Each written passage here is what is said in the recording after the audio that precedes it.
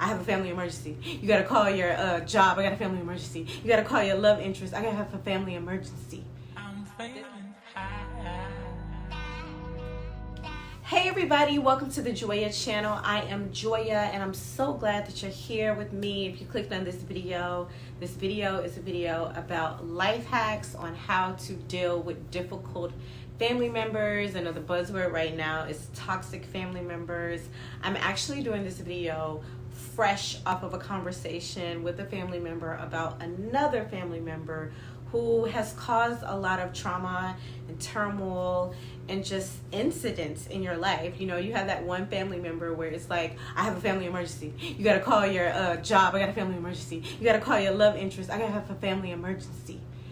This was that family member that we talked about for the 100th time.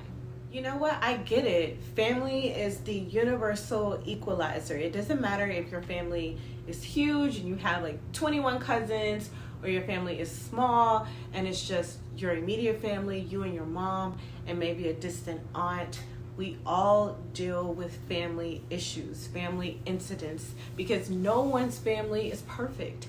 I don't know about your family structure. Some people's eyes are opened a little bit younger because they saw a lot of things, or as they say, you grew up a little fast because you saw who your family authentically was when you were younger.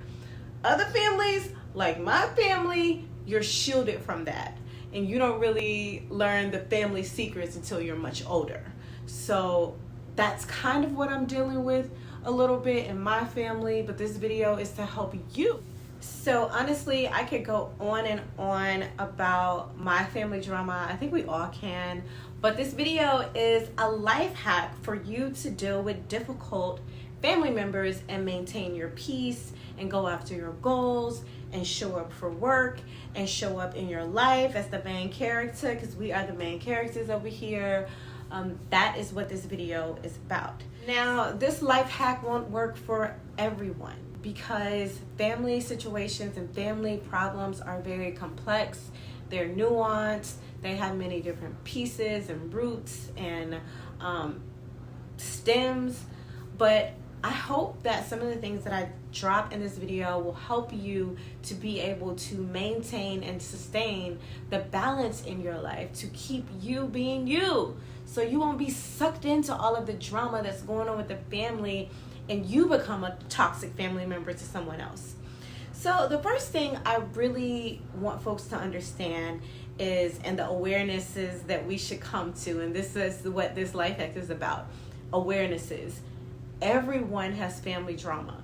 Nobody's family is perfect. Awareness number one, never be embarrassed about what is going on in your family. I guarantee you somebody else is going through something similar or much worse that they don't want to reveal. You don't have to tell people all of your business, but when you are dealing with a family emergency or a difficult family member that you know you're going to be around, it's okay to talk to someone that you trust about the situation.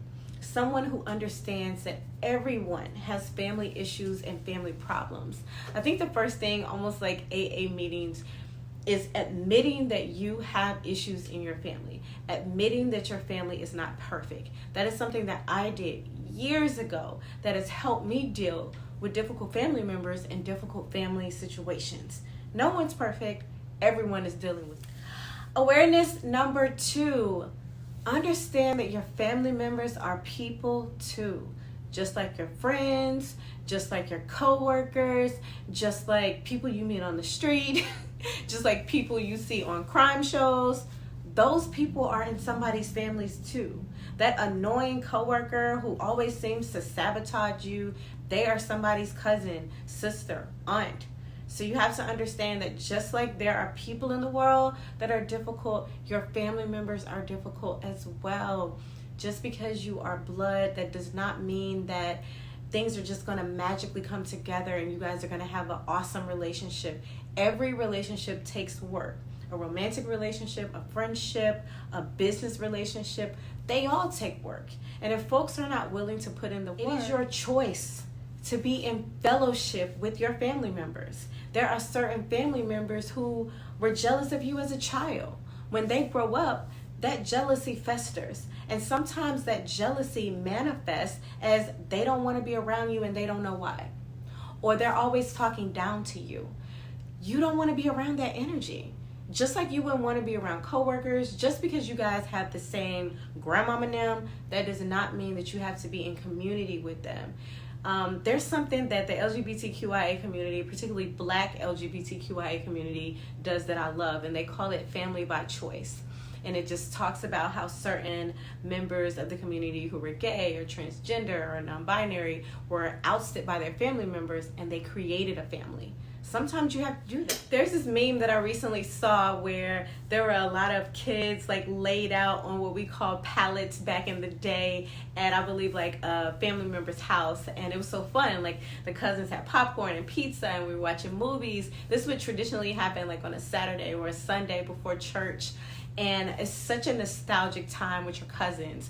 But when you grow up, it's not necessarily like that, because people grow up into different people. People grow up and they face addictions. People grow up and they are separated from spirituality, and maybe you still have spirituality. So people just grow up into different people.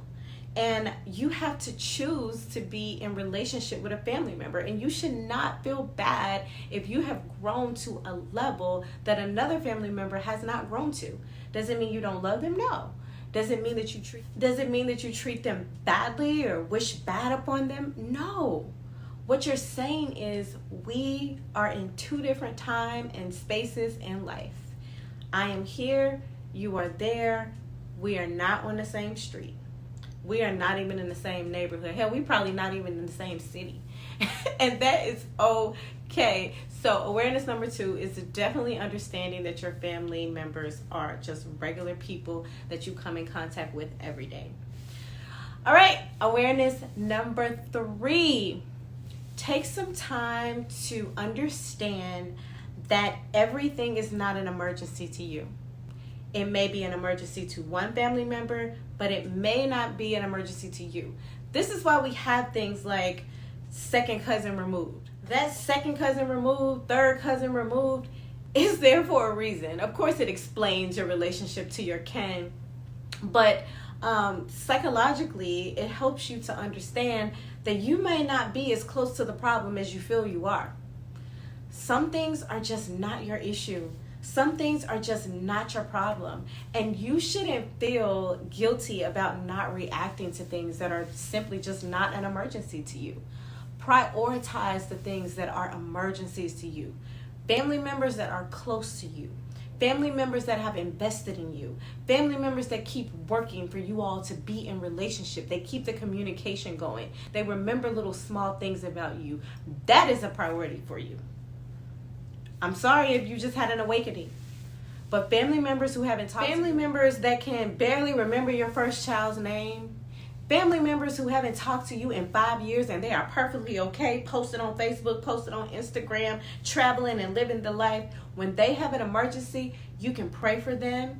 You can tell the family member that is close to them that you are thinking of them. But that's not an emergency for you. And I know sometimes it sounds harsh. Maybe it could be a death in the family. Maybe it's an incident where someone's gotten arrested. But that's just not an emergency for you.